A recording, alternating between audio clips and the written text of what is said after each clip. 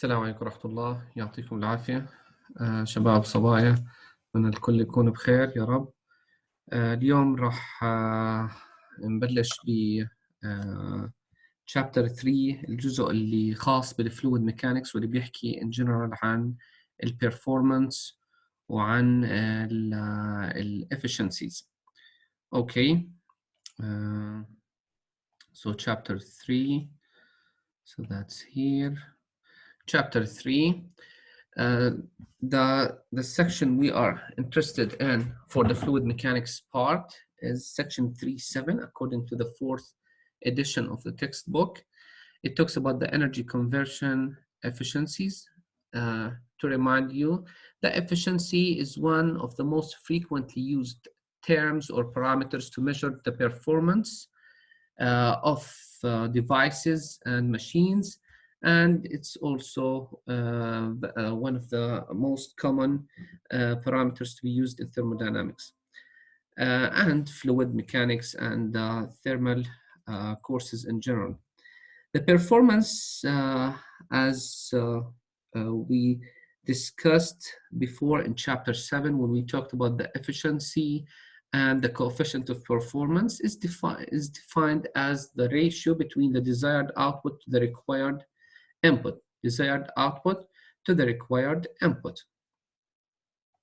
Okay, example here is showing the efficiency of a water heater.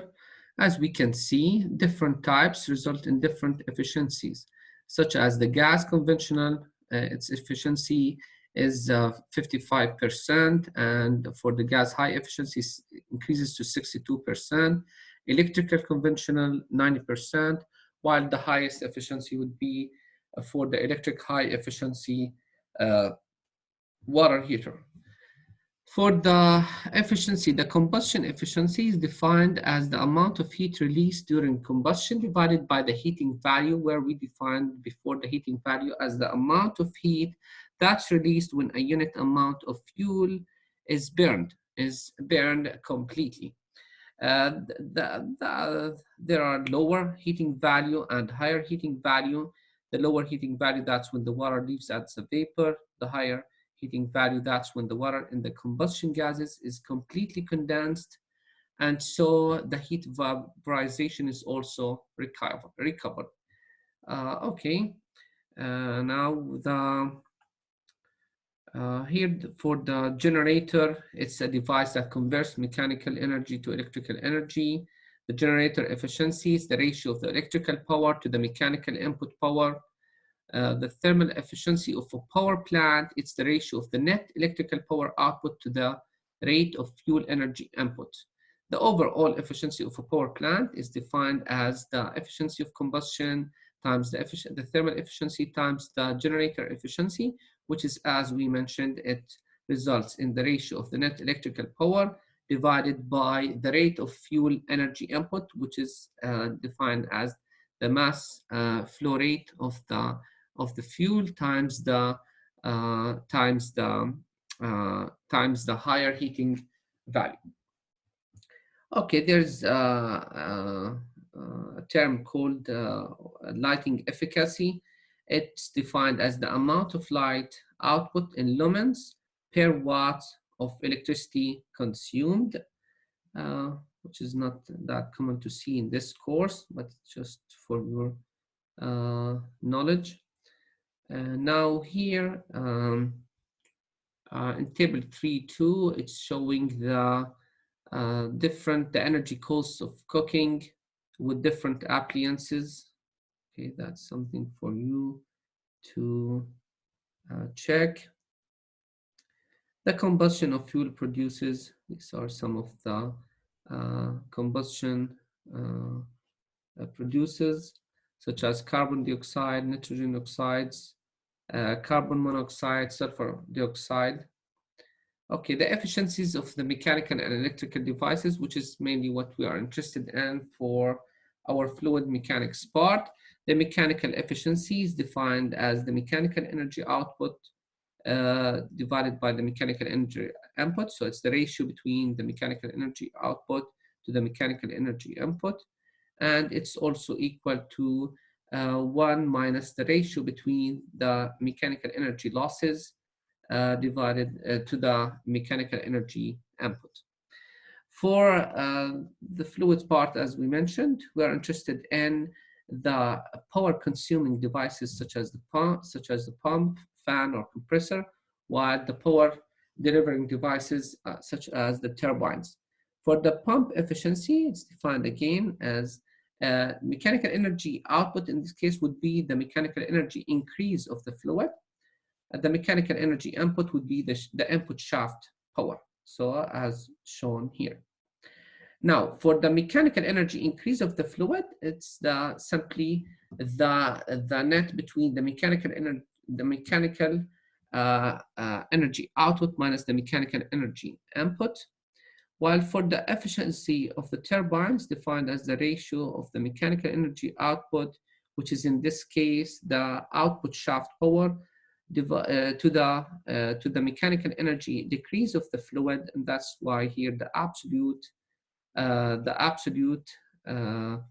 notation is used here, since we do not have negative values for the efficiency, since it's going to be decrease in the fluid energy power. So it's defined again as the difference between the mechanical energy input and the mechanical energy output, since there will be a decrease in the fluid energy. For the electrical devices, we have the motor efficiency. It's the ratio between the output shaft power to the input electrical power. The efficiency of the generator, it's the ratio between the output electrical power to the input shaft power. The pump motor overall efficiencies is simply the product of the pump efficiency and the motor efficiency. So since the input shaft power, to the input shaft power to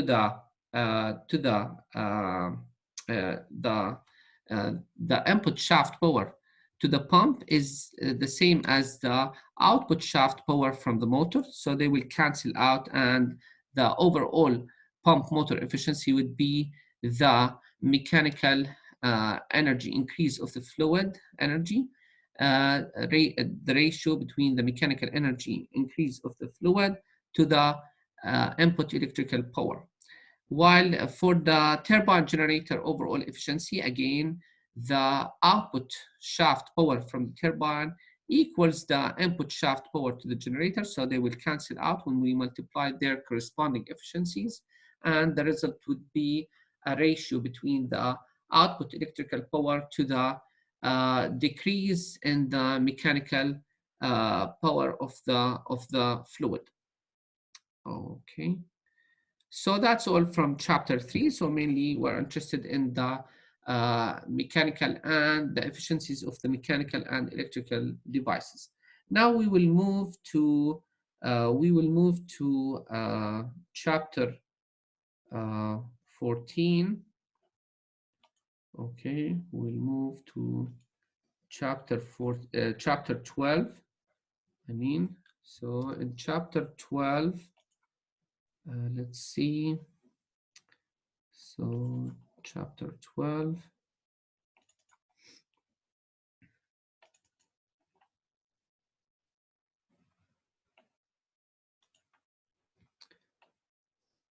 Okay.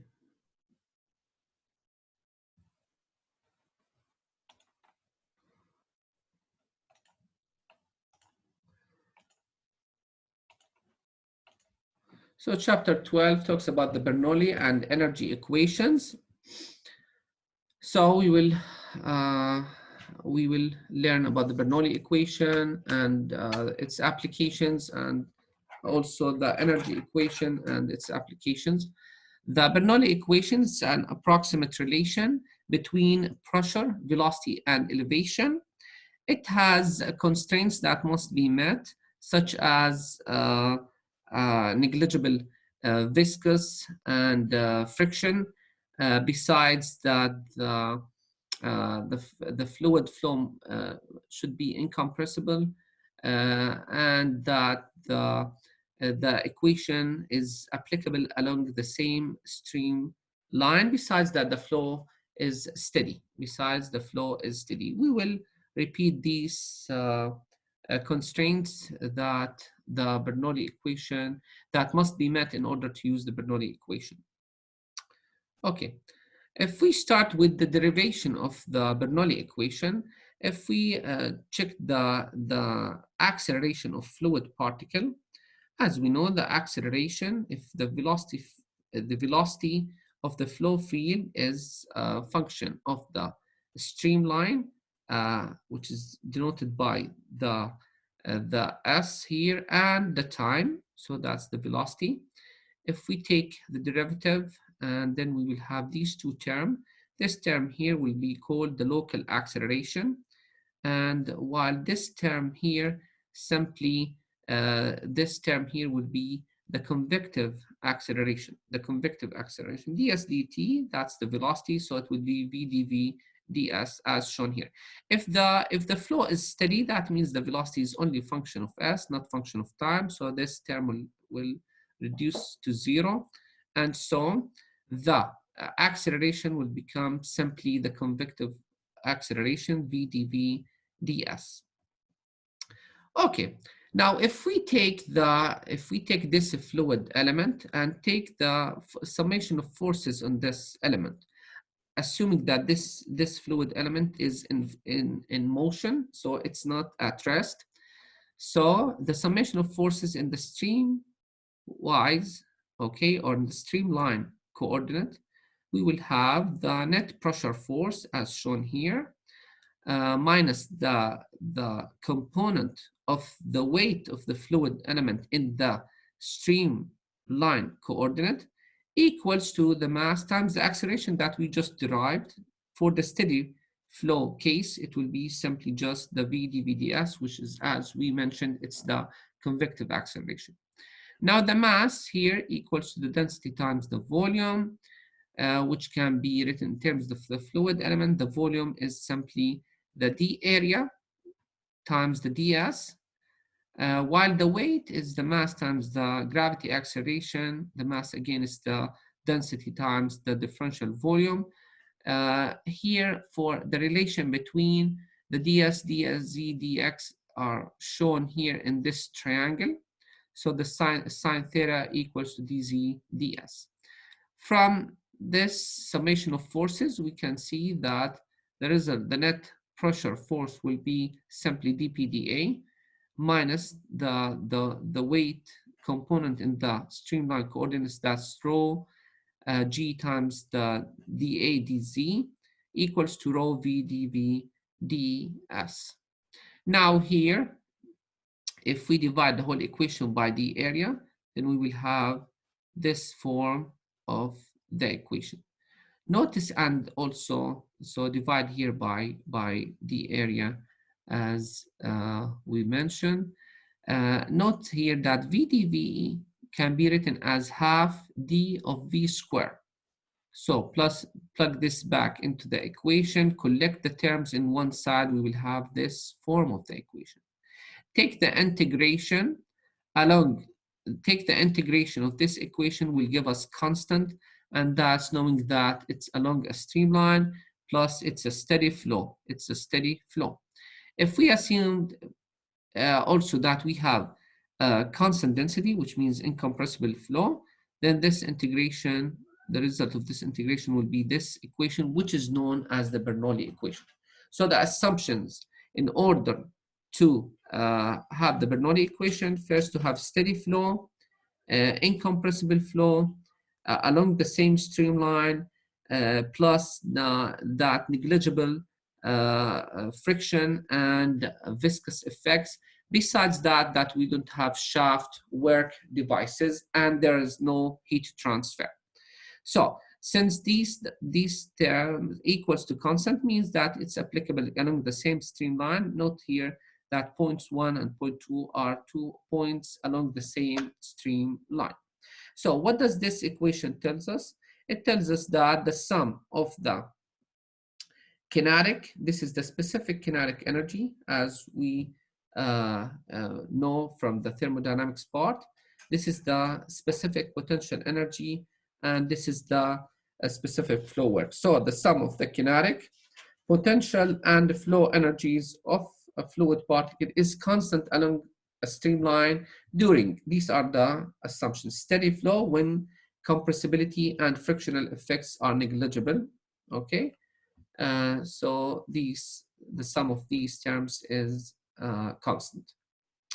So again, here to remind you of what we just derived, this is the equation when the flow is compressible, while this is the equation when the flow is incompressible, and both equations when the flow is steady. So there's no variation of the properties such as the velocity with the time or the acceleration. The Bernoulli equation, okay. The Bernoulli equation may be written in different forms. It can be viewed in terms of energies or in terms of pressures, okay.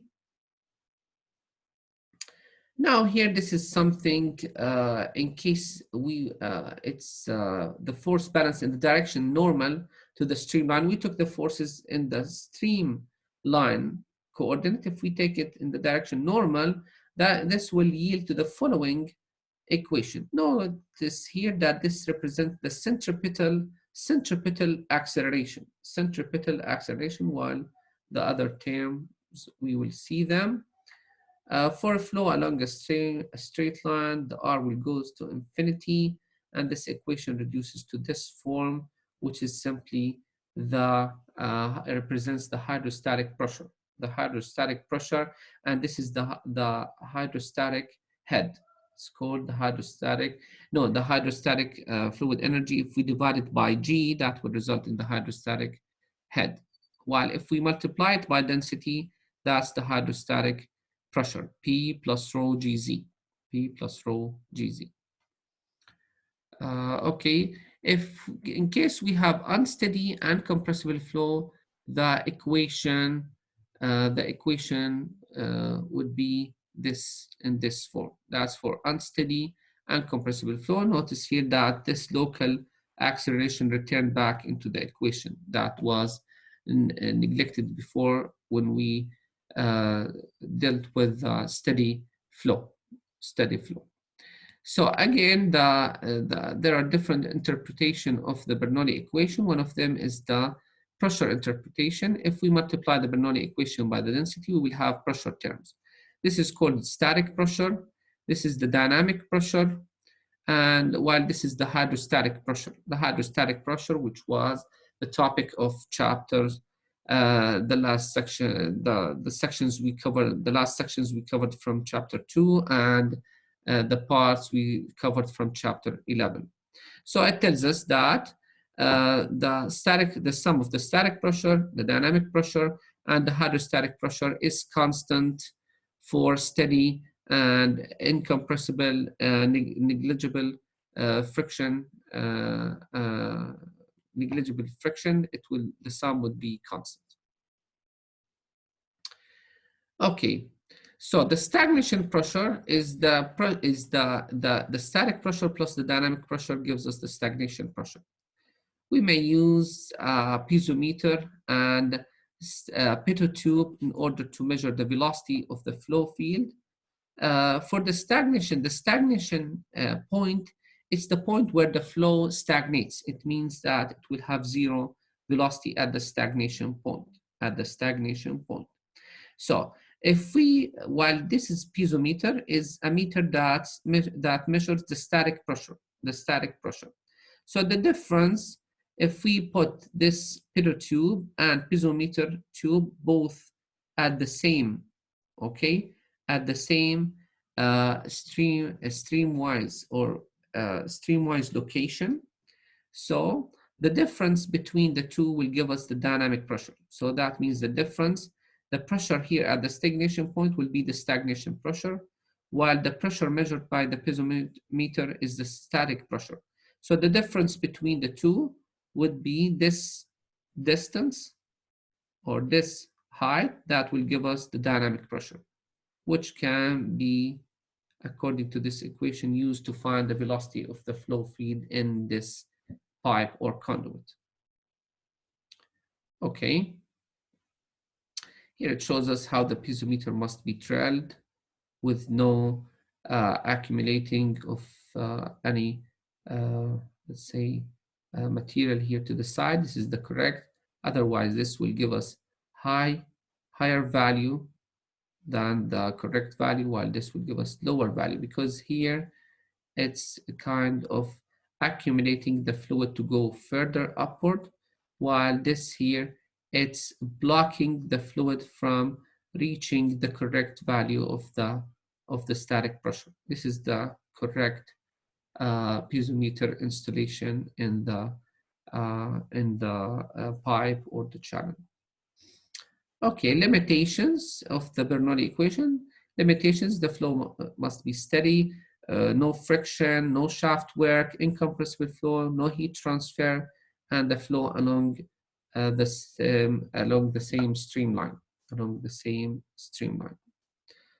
Okay, the hydraulic grade line and the energy grade line. The energy grade line, the sum of this is another interpretation of the Bernoulli equation is the head form. If we divide the Bernoulli equation by the gravity acceleration, that would result in a length dimension. So this is called the pressure head, this term, while this is the velocity head, while this is the elevation head. So the Bernoulli equation can be seen as the sum of the pressure head and velocity head and the elevation head is constant, and it equals to the total head, as long as we have steady, incompressible, no friction, no heat transfer, no shaft work devices along the same streamline. So this is this total head represents the energy grade line, while if we subtract the velocity head, that will give us the hydraulic grade line. Okay, the hydraulic grade line. So the difference between the heights of the energy grade line, this is the solid line here, and the hydraulic grade line, which is the dashed line here, the difference between the two is the dynamic or the velocity head. Okay, here are some notes on the hydraulic grade line and the energy grade line. Okay.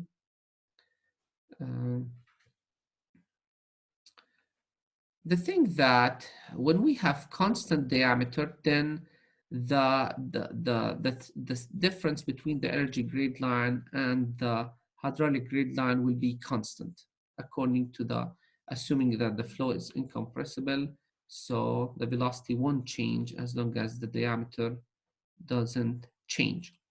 If there is an increase in the diameter, that will result in the increase in the diameter that will result in a decrease in the velocity head. So as we can see here, the two lines get closer. As long as we have constant diameter, the slopes of the two will be the same. Okay. So here, this is the HGL. It measures the elevation head, which is up to this point, while up to this point, that's the what? The pressure head. The pressure head, that's for the HGL. In case we have pump, there will be rise in the HGL and the EGL because the pressure head will be boosted. While if we have turbine, which these things we will discuss later, in case we have a pump, there will be increase in the EGL and the HGL in the same amount, since the increase would be to the pressure head. While in case we have turbine, there will be decrease in the same amount for both the EGL and the HGL. Okay, at the surface of the reservoir, both EGL and the HGL, they coincide, since what? The velocity assumes approximately stationary. So the EGL and the HGL is the same.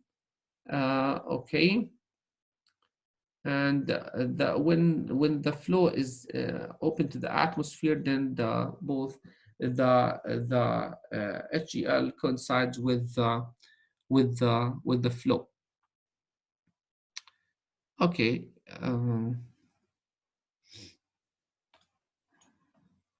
Now we will solve some examples, uh, and then we will move to the general energy equation. So let's solve some examples. Let's solve some examples.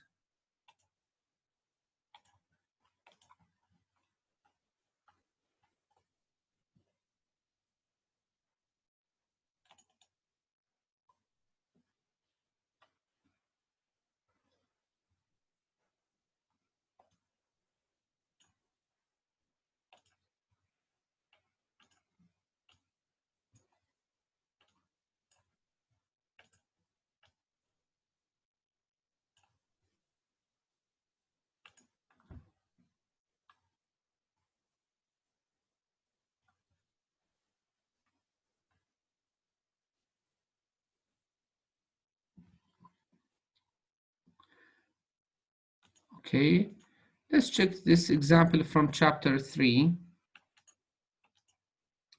Let's check this example from chapter 3. So here from chapter 3, this example, it talks about an electric power that's used is to be generated by installing a hydraulic turbine generator unit at a site which is 70 meters below the free surface of a large water reservoir that can supply water at a rate of 1500. So here this is the flow rate is the mass flow rate is of 1500 kilogram per second steadily. If the mechanical power output of the turbine is 800 kilowatts, so that's the mechanical power output of the turbine, and the electrical power, okay, and the electrical power generation is 750 kilowatts. Determine the turbine efficiency and the combined turbine generator efficiency of this plant. Okay, it tells us to neglect the losses in the pipes. So this is the mass flow rate, that's of 1500 kilogram per second. Okay, it tells us that the mechanical power output of the turbine is 800 kilowatts. So at the beginning, the potential energy at point, let's take points 1 and points 2. Points 1 and points 2, that represents the surface of the reservoirs, the top and the bottom reservoirs. So the potential energy at surface 1 equals to Gz1. To measure it in kilojoule per kilogram, so we simply divide by 1000. While the mechanical energy of the water, the mechanical energy decrease of the water equals to the mass flow rate times the mechanical input specific energy minus the output mechanical specific energy. So the output specific mechanical energy, since here that's the datum, our datum, so the elevation here is 0. So that's the mechanical energy at the output is 0. So it's m dot times the potential energy at 1. So that gives us 1031 kilowatts. 1031 kilowatts. To calculate the overall turbine generator efficiency, as we mentioned, it equals to the output electrical power, which is given the description of the problem as 750 kilowatts, divided by the mechanical energy decrease, the mechanical power decrease of the fluid, that's the 1031, so it gives us 72.7% of efficiency. While the turbine efficiency, it tells us also that the output shaft power from the turbine is 800 kilowatts, so divided by the input, which is the mechanical power decrease of the fluid, that's the 10, that's the 1031. So it gives us that the efficiency of the turbine is 77.6. 77.6. Okay, now let's move to solve some examples about the Bernoulli equation.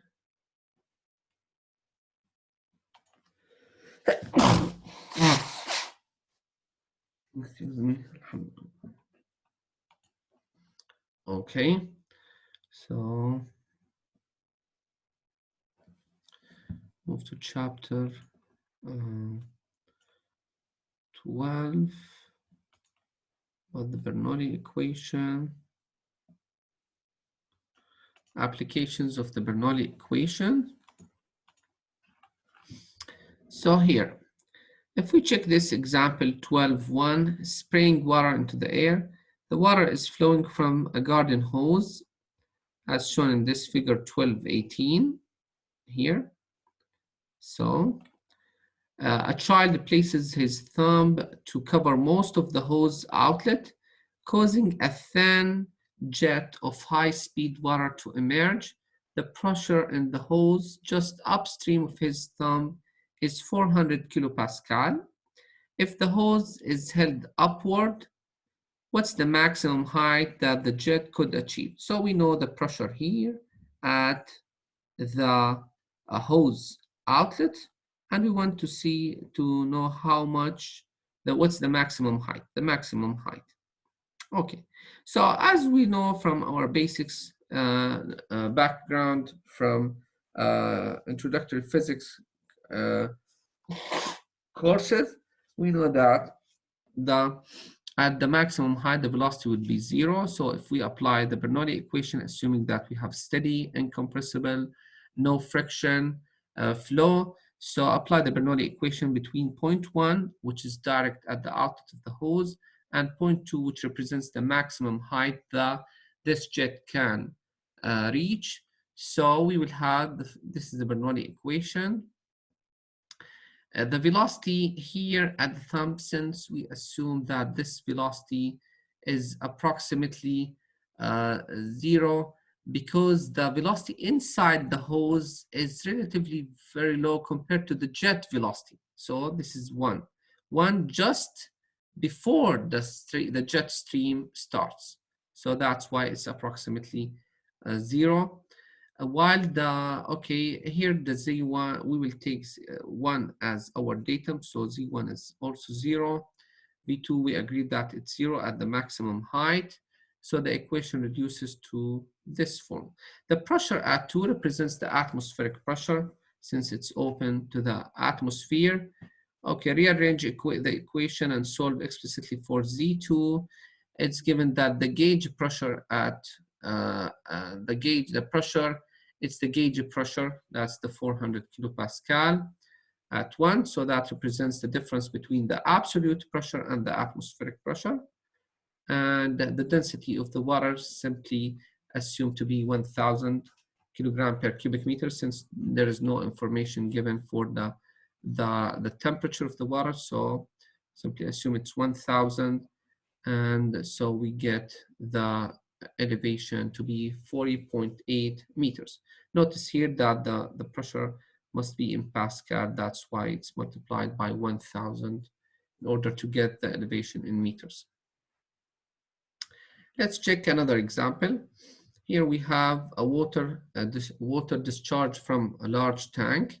So there's a large tank that's open to the atmosphere. It's filled with water to a height of 5 meters. From the outlet tap, a tap near the bottom of the tank is now opened. Water flows out from the smooth and rounded outlet. We want to determine the maximum water velocity at the outlet. The maximum water velocity at the outlet. So here again, we apply the Bernoulli equation between the surface of the water in the tank and point 2, that's at the tap, So notice that both are open to the atmosphere, so their pressure will cancel. And the velocity at the top surface of the water in the tank, since it's assumed it's a large tank relatively with the jet that leaves here, so it's approximately stationary, so its velocity is 0. Z1 is 5 meters, while Z2 is 0. So we simply, since it's our datum, we assume that it's our datum. So we solve for Z1 for the velocity of the water at the outlet. We'll find it's equals to the square root of 2gz1. This equation is known as the Torricelli equation. So we'll find it equals to 9.9 meter per second. Okay, this example here is something that some of us may encounter in real life. It's siphoning it's siphoning out gasoline from a fuel tank. It tells us that in this example, this car ran out of gas. There's a car that ran out of gas, so we need to fill a bucket, okay, with gasoline from another car. So what we do, we insert this hose and start to pumping some of the gasoline into this bucket. So what information do we have? It tells us that the difference between point 1, where this point 1, it represents the surface of the gas in the tank, and okay, the difference in pressure between point 1 and point 2, where point 2 here, this point 2 represents where the gasoline starts to get into the gas can at the outlet, okay? Point 2 is located, 75 centimeters below point 1, as shown here. And point 3 is located 2 meters above point 1. The siphon diameter is 5 millimeters, and frictional losses in the siphon are to be disregarded. Frictional losses in the siphon are to be disregarded. Determine the minimum time to withdraw 4 liters of gasoline. So that's the volume, 4 liters of gasoline from the tank to the can, the pressure at point 3, the density, knowing that the density of the gasoline is 750 kilogram per cubic meters. Okay, so we have the volume. In order to know the time, we need to know the volume of flow rate. And in order to find the volume flow rate, we need to find the velocity. Okay, so here we have 3 points, 1, 2, and 3. So we may apply the Bernoulli equation between any of these 3 points, assuming that they are all located at the same stream line. So first, apply the Bernoulli equation between points 1 and 2 to find the velocity at 2. So the velocity at 1, since a large surface, large tank, so the velocity is approximately stationary, and so it will cancel. The pressure at 1 is the atmospheric pressure, since this is the fuel feeder. It's open to the atmosphere, so it's atmospheric. Similarly, 2, it's open can, so that's also atmospheric, so they will cancel. And then the Bernoulli equation between 1 and 2 reduces to this form. Solve explicitly for V2, we find it equals to 3.84 meter per second. Now, to find the volume flow rate, we multiply simply the velocity by the cross-sectional area. We know the diameter of the siphon, it's 5 millimeters. So calculate the area and then calculate the volume flow rate by simply multiply the area by the velocity. And then since we know that we want to fill 4 liters, so what time needed? The time is simply the volume divided by the volume flow rate. That's the time required to fill the gasoline can with 4 liters. So that gives us 53.1 seconds. 53.1 seconds. Note here that the units were similar in liters for the volume and the volume flow rate. So they were in liters. So that's why we see here that we converted the cubic meters per second to liter per second, knowing that every 1 liter is equivalent to 10 to the power minus 3 cubic meters. Now, to find the pressure at point 3, we may apply either the Bernoulli equation between 1 and 3 or between 2 and 3. Between 1 and 3 or 2 and 3, it's better to apply it between 2 and 3 since their velocities is the same. their velocity. The diameter did not change, so the velocity is the same, so that will cancel their velocities. Z2 again is our datum, so we have Z3, that's the 2 plus 0.75. As we can see here, the Z3, that's the 2.75. So it's shown here. Plug in all the values. So finding the P3, notice that P2 now will not, it's the atmospheric pressure, which is given. It's at the sea level. So that's the atmospheric pressure at sea level, 101.3 kilopascal. And that results in the pressure at point 3 to be 81.1 kilopascal. 81.1 kilopascal. Another example or application on the Bernoulli equation is to find the velocity of the flow in a water pipe using again the piezometer and pitot tube. So here, after installing them, we have this point 1, point 2. Point 2 represents the stagnation point. Point 1, it's measuring here the pressure using this piezometer. So we can apply the Bernoulli equation between points 1 and 2. So if we apply Bernoulli equation between points 1 and 2, knowing that Z1 and Z2 are at the same elevation, so they will cancel. The velocity at 2, since it's a stagnation point, so it's 0. So this term will cancel, and the equation will reduce to this form. P2 minus P1, knowing that P2 is the pressure measured by the column of water rise here in this tube. So that's from the information we know from hydrostatics, while the pressure at 1 is the column of water rise in this tube. So P2 equals to rho G times H1 plus H2 plus H3. That's P2, rho G times H1 plus H2 plus H3, as we did back in with the manometers and from chapter 2. While the pressure at 1, that's rho G times H1 plus H2. Notice that H1 plus H2 will cancel, and that results in simply rho G H3 divided by the rho G from here, that's H3.